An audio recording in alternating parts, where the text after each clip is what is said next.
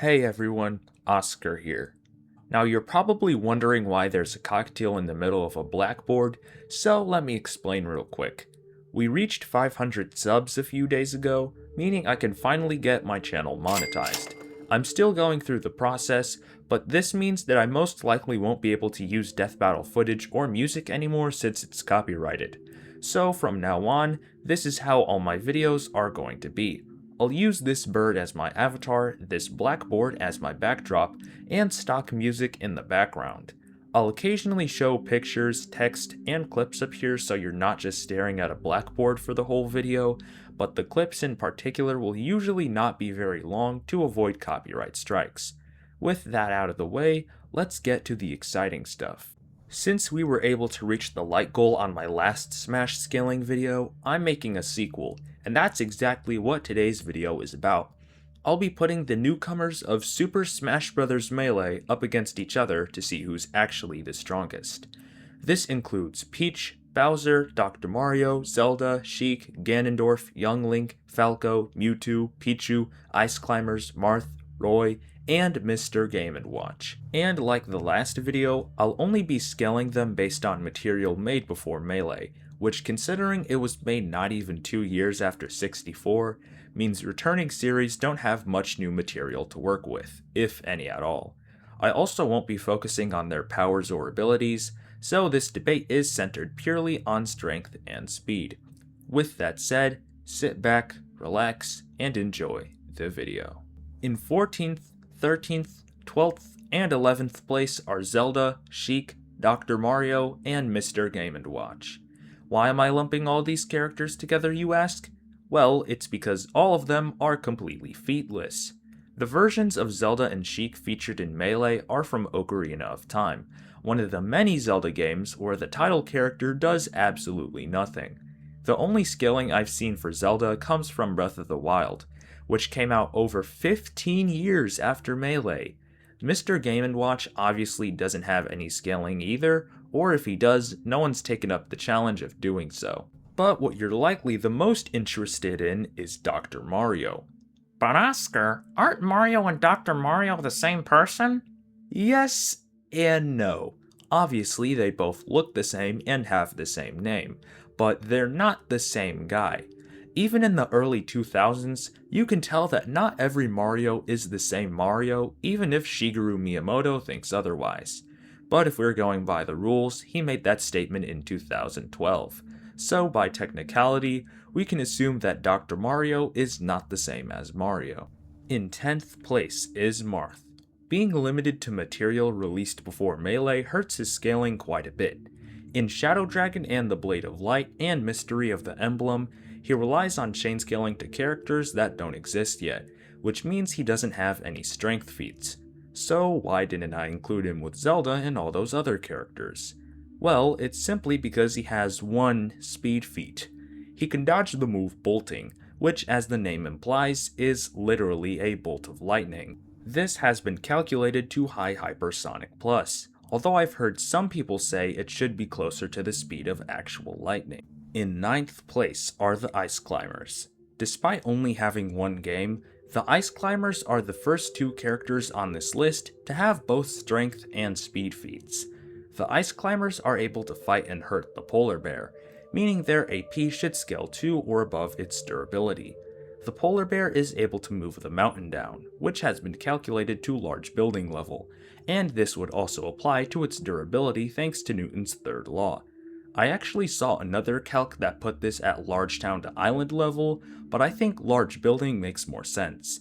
As for their speed, they're able to tag condors, which fly at superhuman speeds.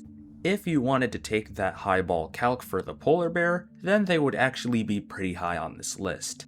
In 8th place is Roy. Here's a fun fact. Roy actually made his video game debut in Super Smash Bros. Melee. His debut in the Fire Emblem series, The Binding Blade, came out 4 months after Melee, meaning technically, Roy is completely featless. However, I think that's pretty unfair, so I'll break the rules a little bit and give Roy his scaling from only the Binding Blade. Roy should have small town AP from chain scaling to Nimue, who froze a bunch of rivers and lakes. And like Marth, He should also have high hypersonic plus speed from dodging bolting as well. In 7th place is Pichu. In addition to the games Pikachu and Jigglypuff had access to in my last video, Pichu has Pokemon Crystal, which is just another version of Pokemon Gold and Silver, so it pretty much has nothing new to work with. Despite that, Pichu is decently strong. Pichu chain scales to Pokemon that can learn the move Rain Dance, which summons a giant storm that has been calculated from large mountain to small country level.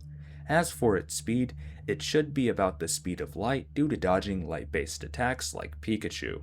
In 6th place is Mewtwo. It was a bit difficult finding Mewtwo scaling from the games and not the anime continuity, but luckily I was able to find some. Mewtwo should scale to Lugia, who scales above the 3 legendary birds. Lugia's Pokédex entry says it can create a storm that lasts 40 days, which has been calced to large island level. Mewtwo should also be at the speed of light like Pichu since it can also dodge light-based attacks. In 5th and 4th place are Young Link and Ganondorf. These two were actually way lower on the list at one point until I remembered that Majora's Mask was released in 2000, and the scaling from that game actually bumped them up a lot. They should scale from multi-continental to small planetary from scaling to Majora, who was going to cause the moon to collide with Termina, destroying the entire planet. At best, they would be star level from also scaling to Majora, who is powerful enough to create a pocket dimension with a sun and earth. For their speed, they should be supersonic plus from this feat of Young Link outrunning an explosion. In 3rd place is Falco. Falco should scale to Fox, so their stats are the exact same. He should be building to large building with his weapons, along with subsonic travel speed from scaling to Wolf. But Falco's real brawn, and the reason he's so high on this list, is thanks to his R-Wing. He jumps all the way up to solar system level from defeating an empowered Andross, and he's consistently FTL from escaping black holes, fighting against the spinning core, and being able to fly at warp speed. And in 2nd and 1st place are Peach and Bowser. Again, I already kinda covered their scaling in my last video, so I'll try to summarize it. Neither Peach nor Bowser have any new material to work with, since no mainline Mario games were released between 64 and Melee. They should scale from multi-solar system to universal due to scaling above Mauser, whose bombs can destroy dreams. Keep in mind these dreams are stated to be their own worlds or universes. They're also shown to have starry skies, so at absolute worst, this would be multi-solar system. For their speed, they should have massively hypersonic plus to sub-relativistic travel speed from traveling across the moon and scaling to Metal Bowser respectively. Their reaction speed is anywhere from relativistic to MFTL plus, from dodging lasers and scaling to Tatanga. And that's all for today. If you enjoyed this Smash Bros. Scaling video, please consider clicking that subscribe button and turning on all notifications. For this video, let's try to reach 50 likes by next Sunday. If we can do that, then I'll keep the series going and move on to Brawl. If you're a Smash Bros. Fan, tell me whether or not you think we'll get a new game in the future. I hope we do, but I know it would have to be on the Switch too. Finally, make sure to join my Discord server and become a member of my community. The link is in the description, and I did update it so it doesn't expire this time. Thanks for watching, and have a great day.